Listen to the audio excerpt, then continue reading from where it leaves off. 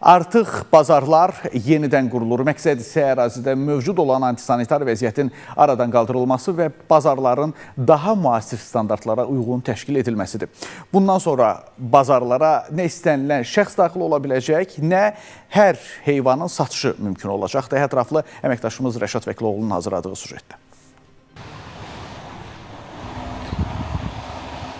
Regionun ən böyük heyvan bazarı aylar idi ki, ölkədə yayılan dabaq xəstəliyi səbəbindən bağlanmışdı. Bu müddət ərzində satışı üçün sakinlər məcburiyyət qarşısında uzaq məsafədə olan digər heyvan bazarlarına üst tuturdu.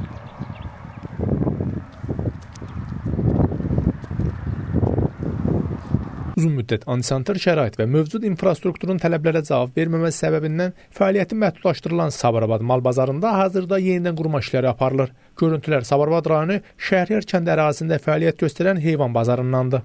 Uzun illər heyvan alqı-satqısı həyata keçirilən bu bazar ötən ilin oktyabrında fəaliyyətini dayandırmışdı. Buna səbəb isə ərazidə hökm sürən antisanitar vəziyyət və mövcud vəziyyətin müasir tələblərə cavab verməməsidir. İndi isə bu bazar yenidən qurulur. Bazarın yenidən qurulması üçün Qida Təhlükəsizliyi Agentliyi tərəfindən bazar rəhbərliyi qarşısında ciddi tələblər qoyulub. Artıq əvvəlki kimi istənilən şəxs bazara daxil ola bilməyəcək. Bazar fəaliyyət göstərir 2013-cü ildə. Dabaq xəstəliyinə əlaqədar dayandırıldı. Sonra da Qida Təhlükəsizliyinin verdiyi qərara əsasən nə tələb olunur, o tələblərin hamısını biz yerinə yetirməyə çalışırıq. Tələblərə əməl etməyən heyvan bazarlarının fəaliyyəti mümkün olmayacaq.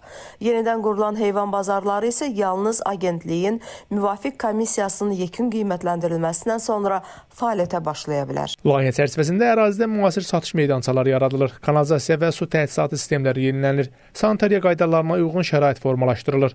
Bununla yanaşı bazarda baytarlıq nəzarətinin təşkili üçün xüsusi sahələr yaradılıb. Heyvanların sağlamlıq vəziyyətinin yoxlanması və sənədləşmə prosesi daha da gücləndirilir. Bu hissəsində belə deyək də heyvan alqı-satqısı olacaq. Arxa tərəfdə yəni bir yer də düzəldirik ki, insanlar öz məhsullarını belə deyək də kənd təsərrüfatı məhsullarını gətirib bu bazarda sata bilsin. Gördüyünüz kimi işlərin 70%-i görülüb. Məlumat üçün bildirək ki, yenidən qurulan bazar may ayının son günləri fəaliyyətə başlayacaq. Rəşad Vəkiloğlu, Space Xəbər, Sabirabad.